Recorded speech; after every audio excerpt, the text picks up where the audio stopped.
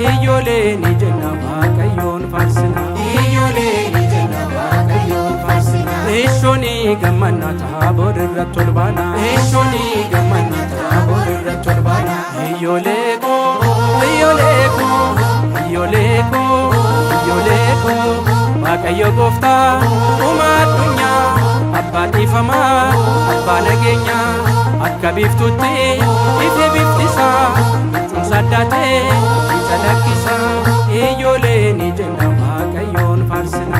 Ijoollee ni jenna Waaqayyoon faarsina. Eeshooni gammannaa Taaboor irratti ol baana. Eeshooni gammannaa Taaboor irratti ol baana. Ijoollee koo, ijoollee koo, ijoollee koo, ijoollee koo. Yaaqoob Yohannis luba Phexros Taaboor irratti kaase Kiristoos. Kaleessa shakkaa kan turan hunduu achitti arganii gammadan hedduu. Ijoollee ni jenna Waaqayyoon faarsina. Ijoollee ni jenna Waaqayyoon faarsina. Eeshooni gammannaa Taaboor irratti ol baana. Eeshooni gammannaa Taaboor irratti ol baana. Ijoollee koo, ijoollee koo, ijoollee koo, ijoollee koo. Lukkuun iyyitee lafti bariitee, dukkanni darbee irraan bariitee. Dachee keelloodhaan Gooftaan uwwisee, ilmaan namootaaf jaalala ibsee. Ijoollee ni jenna Waaqayyoon faarsina.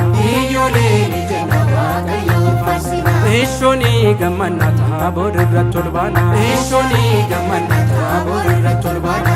Ijoollee koo, ijoollee koo, ijoollee koo, ijoollee koo. Ayyaana waggaa, ayyaanota argaa, naga geessanii, hundi keessanii. Galata isaa hin dagatinaa, sannu gargaaree gaafa rakkinaa. Ijoollee ni jenna Waaqayyoon faarsina. Ijoollee ni jenna Waaqayyoon faarsina. Eeshooni gammannaa Taaboor irratti ol baana. Eeshooni gammannaa Taaboor irratti ol baana. Ijoollee ni jenna Waaqayyoon faarsina. Ijoollee ni jenna Waaqayyoon faarsina. Eeshooni gammannaa Taaboor irratti ol baana. Eeshooni gammannaa Taaboor irratti ol baana. Ijoollee koo, ijoollee koo, ijoollee koo, ijoollee koo. Waaqayyo Gooftaa uumaa addunyaa, abbaa dhiifamaa, abbaa nageenyaa. Akka biiftuutti ife biftisaa, cunsa addaatee isa lakkisaa. Ijoollee ni jenna Waaqayyoon faarsina. Ijoollee ni jenna Waaqayyoon faarsina. Eeshooni gammannaa Taaboor irratti ol baana. Eeshooni gammannaa Taaboor irratti ol baana. Ijoollee koo, ijoollee koo, ijoollee koo, ijoollee koo. Yaaqoob Yohannis luba Phexros Taaboor irratti kaase Kiristoos. Kaleessa shakkaa kan turan hunduu achitti arganii gammadan hedduu. Ijoollee ni jenna Waaqayyoon faarsina. Ijoollee ni jenna Waaqayyoon faarsina. Eeshooni gammannaa Taaboor irratti ol baana. Eeshooni gammannaa Taaboor irratti ol baana. Ijoollee koo, ijoollee koo, ijoollee koo, ijoollee koo.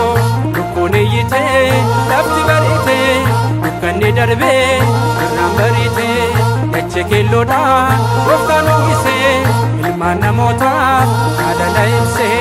Ijoollee ni jenna Waaqayyoon faarsina. Ijoollee ni jenna Waaqayyoon faarsina. Eeshooni gammannaa Taaboor irratti ol baana. Eeshooni gammannaa Taaboor irratti ol baana. Ijoollee koo, ijoollee koo, ijoollee koo, ijoollee koo. Ayyaana waggaa, ayyaanota argaa, naga geessanii, hundi keessanii.